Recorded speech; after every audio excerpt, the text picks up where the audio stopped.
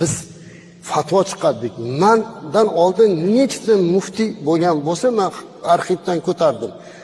Hamma muftiy adatlab 7, 20, 40 qilishlik bid'at deb fatvo bergan ekanlar.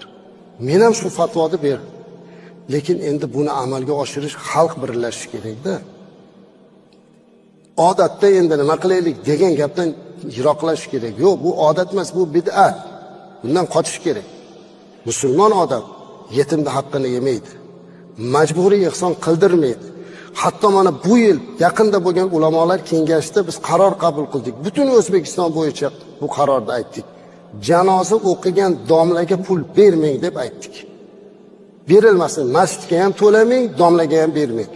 Chunki kim borib janoza o'qisa bir qirot savob beriladi deganlar payg'ambarimiz alayhisalom. U qirot nima deganda Uhud tog'i dedi. Uhud tog'ichalik savobni Alloh berib, haqqini berib qo'yapti. Bermaymiz bu narsani.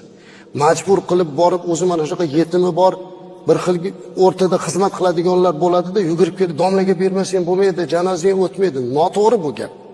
O'zi yetimi bo'lib turgan bo'lsa, domlalar ham borib hech qachon menga janozadan pul ber demaydi. Bunaqa domla yo'q. Kim aytayotgan bo'lsa bu tuhmat qilmaydi. Men 100% kafolat beraman, domlalar bunaqa demaydi. O'rtada turgan odam qiladi bu ishni. Shuning uchun endi biz oshkora buni murojaat qilib qabul qildikki, berilmasin. Berilmasin. Yaxshisi bu ham bir namuna bo'lsin o'sha yetim parvarlikka. 7, 20 qilasan, u qilasan, bu qilasan deb qiynashni o'rniga ularga kirib boshini silaylik. O'qishi nima bo'layapti? Bir beva ayol qolgan bo'lsa, bu bechora nima qilyapti? Ana buni qarash bizni jamiyatning burchi azizlar.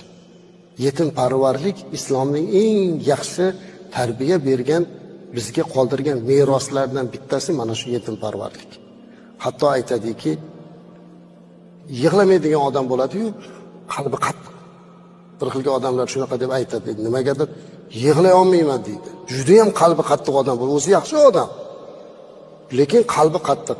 Bir sahoba kelib payg'ambarimiz alayhisolom shunaqa degan ekan, "Meni juda ham qalbim qattiq, hech yumshata olmayman" deganda Rasululloh alayhisolom yetimni boshini sila degan ekan. Yetimni boshini silasa qalb yumshaydi. Yetim parvarlik shunaqa. Shuning uchun yaxshisi mana shu tomonga e'tibor qilaylik.